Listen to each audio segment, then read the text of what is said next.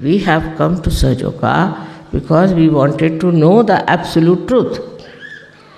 And this absolute truth has been now known to you through your vibrations. You know it through your vibrations what is the absolute truth. And you should work everything on that line, that absolute truth, whatever you feel on your vibrations, you have to follow.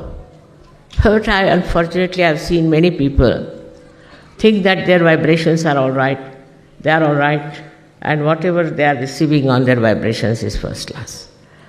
Now, how to correct that point is very difficult. It comes from ego. When you have ego, you can never find anything wrong with you. And even if the vibrations are telling you something, it might be somebody else who is telling you something. Because you are not there, your ego is there. And your ego is just spoiling you and teaching you things which normally you would see clearly that I am doing something wrong. I should not have done it.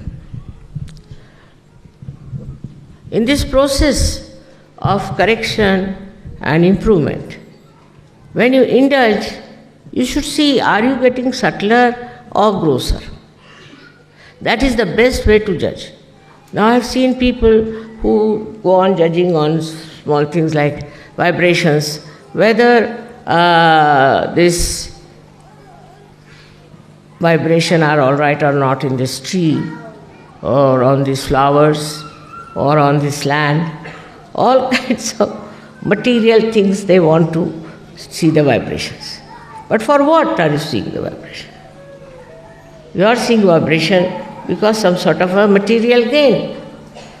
You think that if you check the vibrations and the vibrations are all right, then we are quite safe.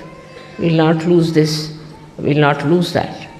It's not true, because vibrations are not meant to judge all these worldly things and worldly matters.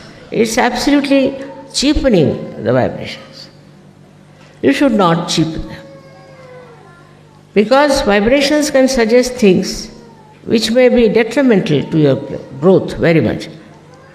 Once I wanted somebody to go somewhere, so he said, I didn't go, mother. I said, why? Because I saw the vibrations were very bad.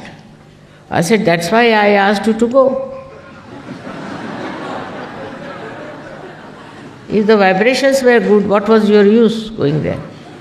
That's the reason I asked you to go there, so that you could help. But before that, you judged yourself, judged your vibrations, and then you didn't want to go. So what happens? We want to have an easy, cozy life. And all our problems must be solved by Sahaja Yoga, otherwise we think Sahaja Yoga is of no use. Whatever is our desire must be fulfilled. So now the desires are mostly personal. My child is not well, so the child should be all right. My husband is misbehaving, the husband should be all right. Or I have no house, so I must get a house. See how we are moving our mind. It's still on a very consumer society, as they call it. We are all the time thinking now, I should have a son now instead of a girl, and you get a son, then you blame Sahaja Yoga for that. Anything that according to your desire doesn't work out, then you think it's Sahaja Yoga which has done the harm, and you are suffering because of Sahaja Yoga. Or this faith in Sahaja Yoga gets little moving, or we can say in a way, it's not that deep. But if you are deeply embedded in Sahaja Yoga, then what happens?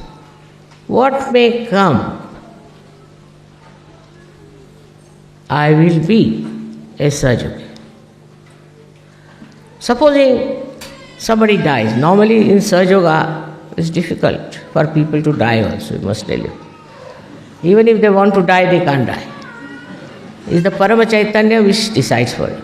But supposing you take up a position like that, still you must know that that wish may not be fulfilled. If that is not fulfilled, then you feel disturbed and you think, what's wrong?